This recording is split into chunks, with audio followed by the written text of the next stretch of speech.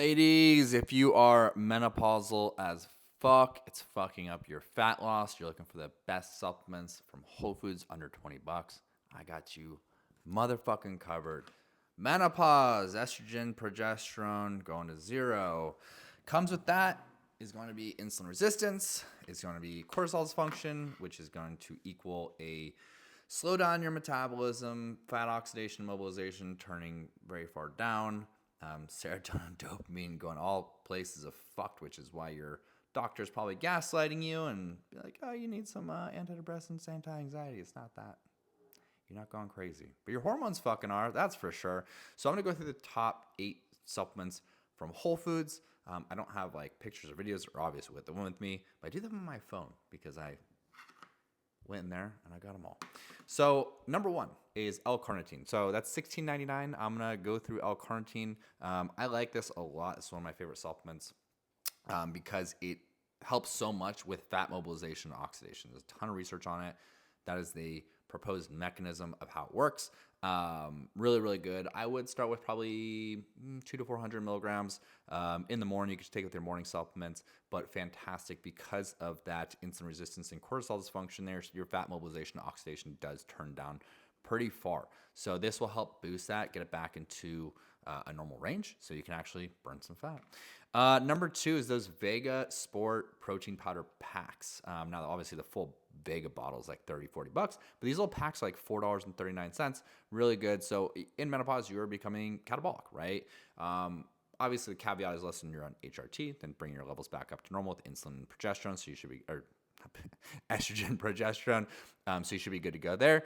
But this has 30 grams of protein, 180 calories. So how you find a good protein source, that number of grams of protein, you add a 0 to it. So if it's 30 grams, you'd add a 0, which is 300. If that number is equal or greater to the actual calories, that is a good protein source. Now, this is a really good one. It's plant-based, good for digestion, good for absorption, to bring you up to levels you do when you're in menopause. No longer that 0.6 to 1.1 that doesn't apply to you. You're now 0.8 to 1.1. Like you need 0.8 grams of protein per pound of body weight minimum, right?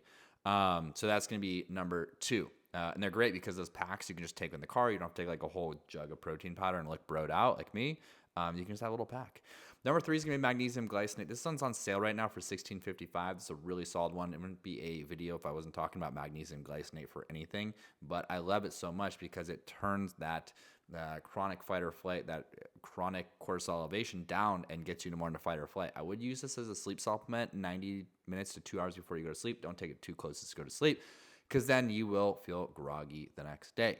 But that's great for your nervous system, your autonomic nervous system. Number 3 is going to be L-Theanine. I would actually stack that with the Magnesium Glycinate. This one's $13.99. L-Theanine, another supplement that's great, taking you out of fight or flight, more in rest and digest so you can actually get a deep sleep. Even if you are getting everything like normalized and all that stuff, but your sleep still shit if you're in menopause, your recovery is going to be shit. If your recovery shit, your metabolism goes down, your cravings go through the roof, which makes it very hard for you to stick with the your calorie deficit, your macros, your just all types of fuck. You're tired, obviously, so you're not going to exercise as hard or as much. All right, is this number 4? What am I number on? I am on 1, 2, 3, 4, 5. Number 5. Number 5 is going to be berberine. So this ZHOU that's the company, ZHOU berberine. $17.99 right now. It's on sale. This is the cheapest one. The berberine phytosome is like around 30 bucks, I think. But I talked about phytosome last week. Phytosome is more bioavailable. Don't hear I'm not saying don't ever take HCl. In fact, the one I showed you has some HCl in it. It's just as good, but you need to probably up the dose a little bit because the uptake isn't as much. Now, research shows up to 1,500 milligrams. Divide that into 3 doses with your biggest meal, 1, 2, 3. So you have 500 milligrams per meal. Really good for insulin sensitivity, right? So insulin resistance picks up, which causes belly fat storage, which slows down your fat burning, which decreases your metabolism, makes you consume carbs and store as fat instead of energy. It's no bueno. Accompany that with cortisol dysfunction, cortisol belly, insulin resistance belly. That's what they call menopause belly. Let's call it menopause belly because it's fun. It's cute. It's a cute name, menopause belly.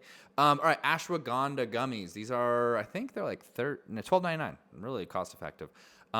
This is another one to get you out of fight or flight. I like to take this around 3 p.m. And then by the time you take your magnesium and L-Theanine to go to sleep, like you are chilled out. Progesterone going so low makes it very hard to regulate cortisol. I talked about this a bunch of times, but progesterone is what they call nature's sleep aid. Without nature's sleep aid, you're going to be stuck in fight or flight, basically. Ashwagandha, really good, decreases your baseline cortisol up to 30%. Some research has shown that.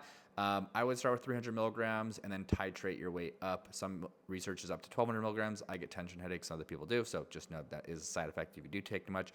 In the beginning of taking this, you should feel it, but after time, it's okay that you don't feel it anymore.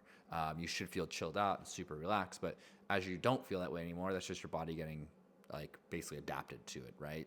I would cycle it 8 to 12 weeks on and then 3 to 4 weeks off.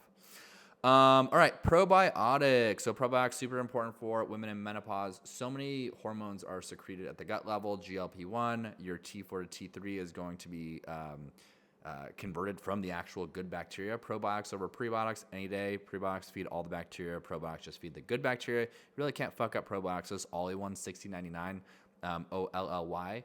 So you can just get whatever brand. I think they have them at Walmart even too. And last but not least, number 8 is going to be milk thistle. So chronic cortisol elevation is also going to equal chronic inflammation, and vice versa. So anytime you can take inflammation down, it's going to help you regulate your cortisol. It's just going to help your overall body, like your metabolic, your physiological processes that are responsible for like your hormone exchanges, all that stuff. It's going to work a lot better if you were not inflamed all the time. Small bottle of 60 is going to be $11.99, and then 120 is going to be $19.99. So both are under $20.